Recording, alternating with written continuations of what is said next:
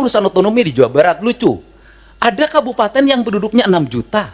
Ada kota yang penduduknya hanya 250.000 tapi berbatasan. Saya berikan contoh misalnya, dulu di wilayah selatan karena waktu itu ketua komisi 2-nya itu dapilnya Ciamis, Banjar, Pangandaran, sehingga pertumbuhan otonominya cepat.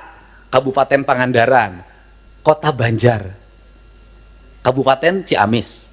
Tetapi di wilayah Bogor yang penduduk 6 juta sampai sekarang nggak berubah-ubah.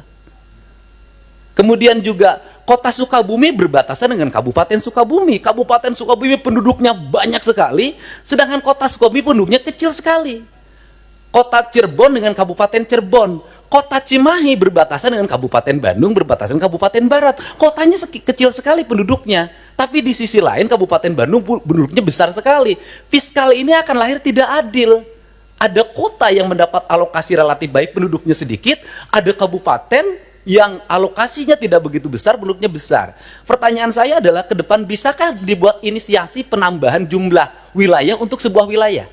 Misalnya kalau Kabupaten Sukabumi susah sekali membuat daerah otonomisasi baru, bisakah sebagian dari wilayah Kabupaten Sukabumi diintegrasikan dengan kota Sukabumi, kotanya berubah jadi kabupaten? Ini percepatan untuk apa? Agar melahirkan rasa adil dalam percepatan pembangunan di Jawa Barat. Kemudian ke depan, bisakah dana alokasi umum standarnya bukan dari jumlah kabupaten, jumlah kota, jumlah desa, jumlah kelurahan? Bisakah standarnya adalah jumlah penduduk? Karena kalau pendekatannya hanya jumlah kota, jumlah kabupaten, jumlah kelurahan, maka Jawa Barat akan di bawah Jawa Tengah secara terus-menerus.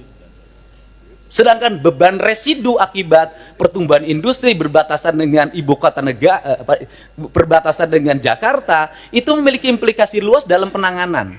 Barangkali ini sebagai pengantar dari saya dalam pendekatan-pendekatan ke depan, dan ini amanah dari teman-teman di daerah. Semoga kebuntuan-kebuntuan ini bisa dilakukan percepatan-percepatan. Karena apa? Karena daerah diperlukan upaya-upaya kita untuk melakukan perubahan-perubahan, tidak boleh secara terus-menerus dengan pola monoton seperti ini. Ini Jawa Barat. Jawa Barat ini provinsi menurut saya paling aneh. Jumlah penduduknya hampir 50 juta, terbesar di Indonesia.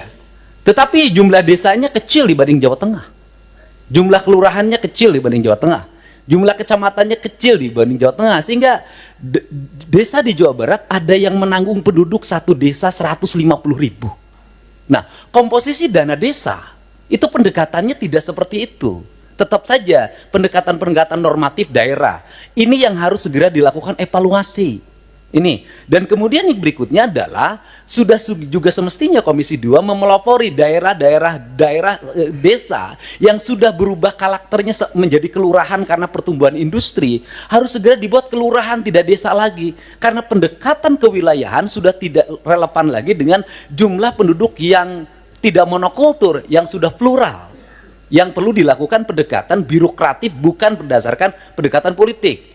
Download Tribun X sekarang, menghadirkan lokal menjadi Indonesia.